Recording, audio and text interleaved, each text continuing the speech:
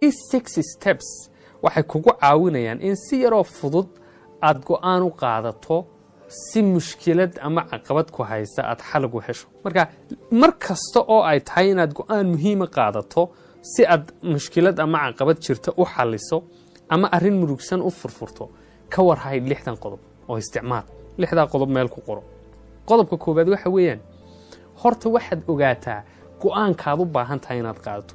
maxaan u baahanahay inaan qaato? go'aan nuuceeyaan u baahanahay? waxaad isweydiinaysaa maxaan go'aankan ugu baahanahay? inaan go'aan qaato maxay muhiim iigu tahay?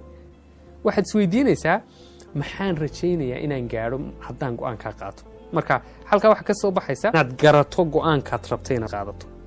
marar badan dadku ma oga go'aankay rabaan inay qaataan. taasina waxay sababtaa in qofkii uu jahwareer iyo maaragtay iska daba wareeg badan galo, waqti badan ina ka lumo. marka qodobka koobaad waxa weeyaan oo garawso go'aankaad rabtay inaad qaadato. marka wax ku ogaan kartaa go'aan nuuceeya rabaa inaan qaato, waxaad eegi kartaa go'aan halkeen doonaya inaan gaadho, because markaad meesha ogaato go'aankaad qaadanaysaad garanaysaa. qodobka labaad waxa weeyaan waxaad liis garaysataa optionska ama waxyaabahaad kala dooran kartee suuragalka oo dhan. liis garee wax kasta oo suuragal, optionska iyo khiyaaraadka kuu furan oo dhan liis garee.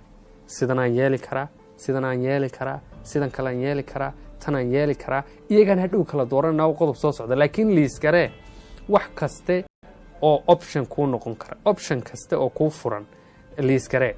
marka waxaad soo urursataa informationka iyo akhbaarta kaa caawin karta inaad qaadato go'aan fiican, oo wax soo yara baadh, oo maaragtay talana dadka weydiiso. optionska jira liis garee. go'aanka ugu fiican baa hadhow kuu soo bixi doona. marka hadda liis garee suurtagal ahaanshaha kastoo jirta iyo option kastoo kuu furan. number 3 waxaad qiimaysaa go'aankaas faa'iidada ku jirta iyo faa'iida darrada ku jirta qoro iyadana isaagta. number 4 inaad choicekii samay. kow waxaad garatay go'aankaad qaadanaysay. 2 option kastoo kuu furan baad liis garaysay. 3 waxaad qiimaysay optionska mid walba pros iyo conskiisa. 4 go'aankii qaado, choicekii samee. optionska jira mid ka qaado. ka fikirto inuu go'aankaad choose garaynaysaa ee dooranaysaa uu noqdo ka ugu faa'iidada badan leh inuu noqdo isku day. 5 go'aanka aad qaadatay ficilkiisii bilow. maadaama go'aanka qaadatay, go'aankaasi muxuu u baahan yahay si uu u dhaqan galo? ficilkii bilow. inta una ku joogsanay go'aan kastood qaadato waxaad isku daydaa inaad dib u qiimayso, maadaama go'aankii aad processkiisii martay.